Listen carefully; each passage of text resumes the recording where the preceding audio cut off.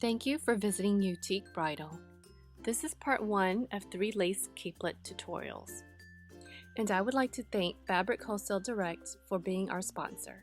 In this tutorial, I'm going to show you how to make the paper pattern for the lace capelet. So here are the ordinaries you will need in order to complete this project. If you need more time, feel free to press pause and review the list.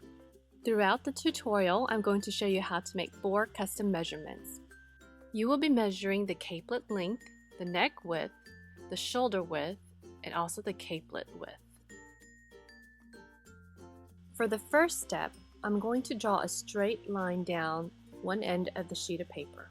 The purpose of this is just to have a starting point.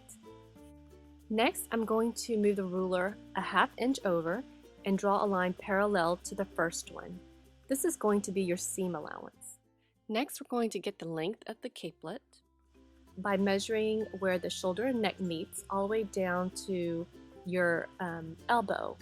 Mine measured at 14 inches. So we're going to take the ruler and measure down 14 inches and mark. Then you're going to draw a straight line starting at your mark all the way down the paper.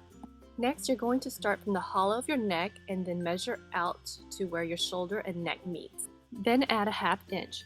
Mine comes out to be 3½ inches. So starting from the second line, I'm going to mark at 3½ inches. Next, I'm going to get the shoulder width by starting at the base of the neck all the way out to where my shoulder ends. Mine measured 4 inches. So I'm just going to slide the ruler up and measure 4 inches and mark. So next, I'm just going to draw straight lines across at the neck width and the shoulder width. Now starting at the bottom of the paper, I'm going to mark at 2¼ inches. And this is going to be the front scoop neck. So I'm going to create a box by drawing a line up to the neck width and then drawing the scoop of the neck. Next, at the shoulder width mark, you're just going to mark 2 inches down from it. Then draw a curve up to the neck width. And this will be your shoulder curve. With your arm out, we're going to take the custom width measurement. You're going to start at the center of your body and then measure out to your elbow. My measurement came out to be 14½ inches. So I'm going to line up the ruler at the second line and mark at 14½ inches. And then draw a straight line down to the hem of the pattern. Now complete the curve by drawing a line all the way down to the corner of the pattern.